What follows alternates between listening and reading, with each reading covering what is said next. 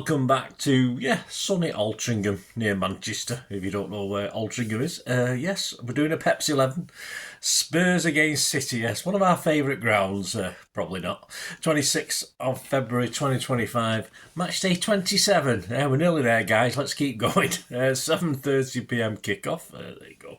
Is it TNT Sports this is on, I think? Let me just have a quick look. Yes, TNT, I don't like TNT Sports, I must admit. You can't get a day pass to that one, can you? Which is ridiculous in this day and age, but never mind.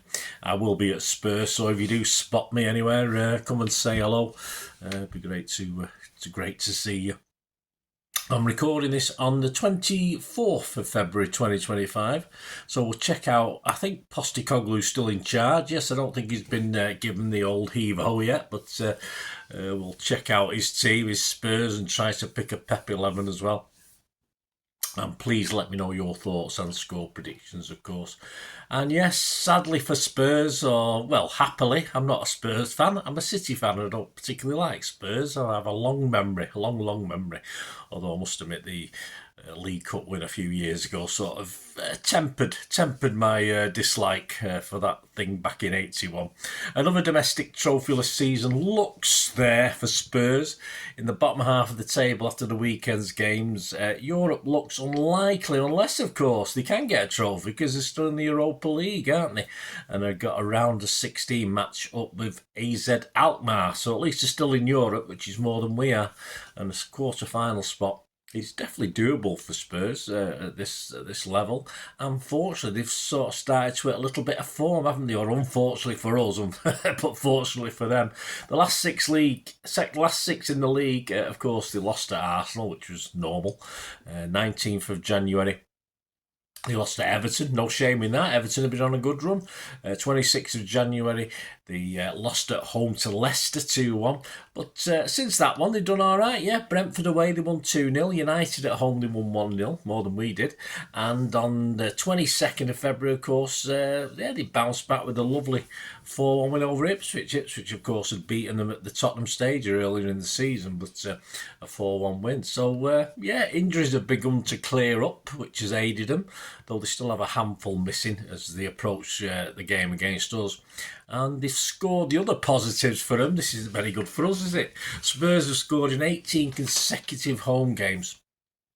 So well, they probably have to get at least two to win this one. Of course, if they're gonna score at least one, but who says it could be more? Who knows? We'll talk about the predictions later on. So, as I said, a bit of an upturn for Poster, hangs on to his spot, and Spurs currently in 12th after that 3 league wins on the trot. So, hitting form just before we visit them, as I said.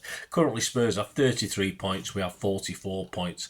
And they will be confident for no other reason than why shouldn't they be? Of course, will they make it 4 victories in a row, or their equivalent of 4 in a row?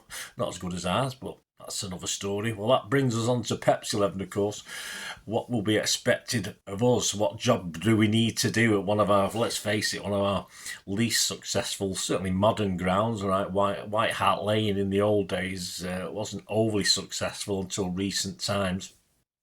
But depending on results, of course, on Tuesday night, I'm recording this on the Monday, we could start this game down in 6, if other results go against us. So the pressure remains on City, really, to do the business. And, of course, Pep will be putting his best team out for this, his best team, his best holograms, plus hard copy guys for this one. Is it hard copy? What is it called when you're hard? When was it on Red Dwarf? You have a hologram, and it was a solid version, wasn't there? But anyway, the team and squad against Liverpool made interesting reading, didn't they? Edison, Lewis, Kusanov, Aki, Gvardiol, Nico, De Bruyne, Savic, Foden, Doku, and Marmoush. On the bench, Ortega, Diaz, Kovacic, Grealish, Gundo, Bernardo, Rice, Nunes and McAtee. We need Haaland for this, don't we? No, not convinced he will be available, but I'm hoping, fingers crossed, I'm going to do my Pepsi 11. I'll tell you now, he's in my Pepsi 11. So I'm hoping that it'll be recovered. Assumably Diaz will start after, of course, coming on very late on against Liverpool, but I assume he started on the bench because he wasn't 100% fit, but I assume he'll be okay for this one.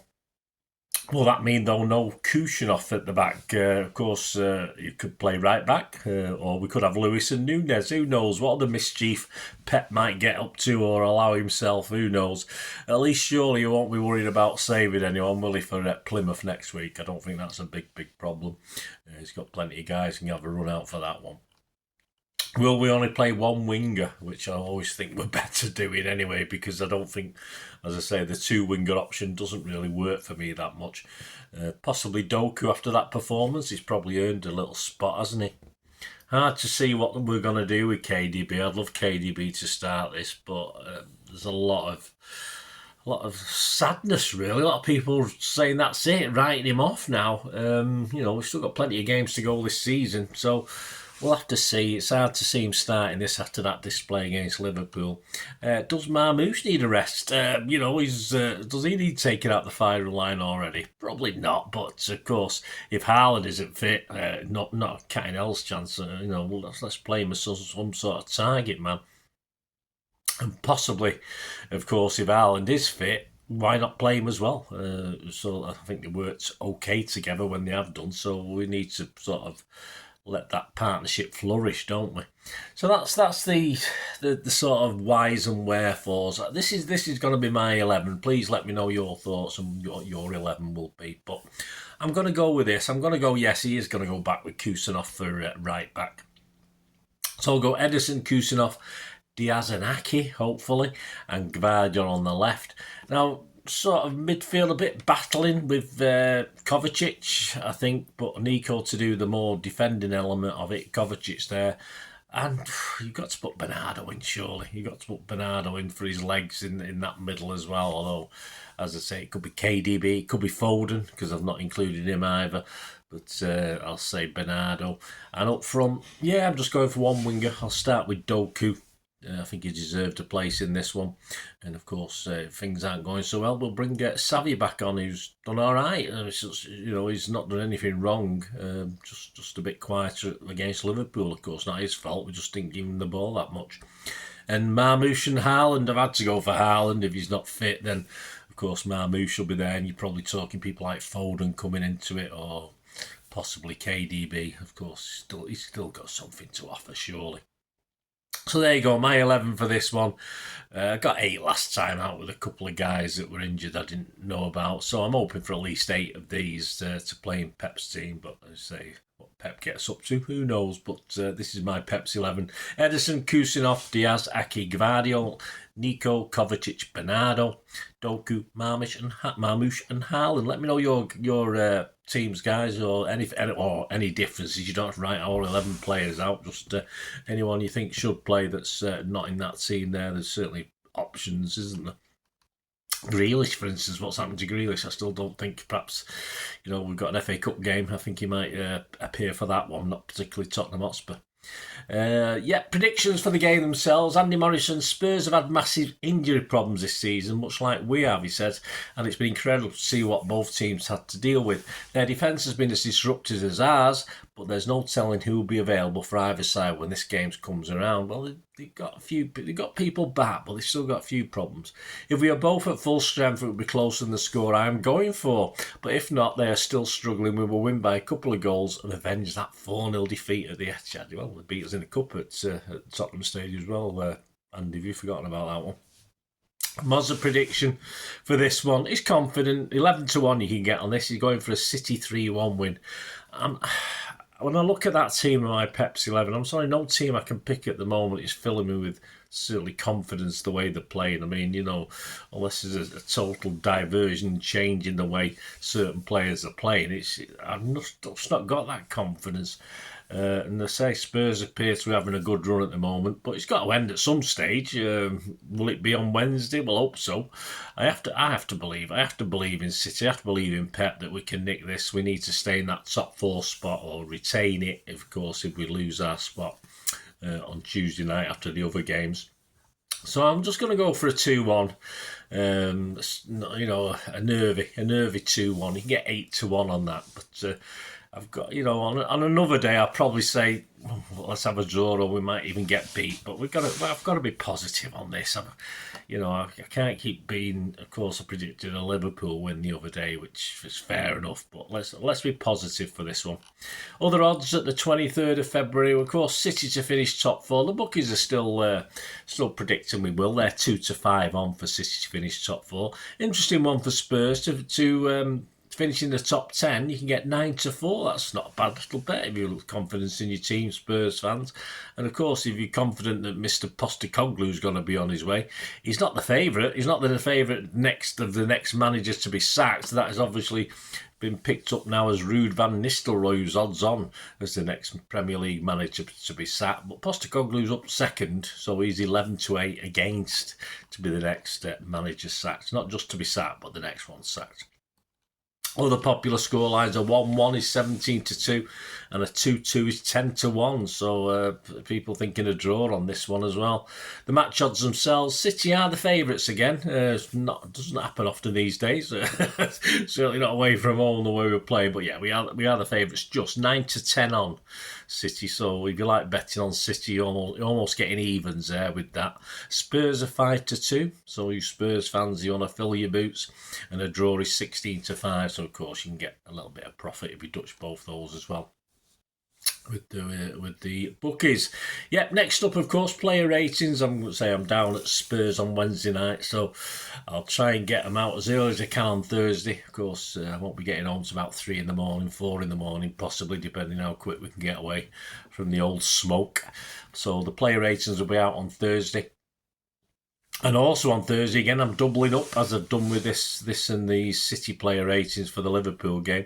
I'm doubling up on the Pepsi 11 for City against Plymouth, so I need a bit of time to have a look at that as well when I get home from London. So yeah, busy time. Then we get a bit of a rest, don't we? Because once we get that out of the way, we get a week then before the next game over at Forest, isn't it? So at least we get a bit of a few days to regroup, as we say.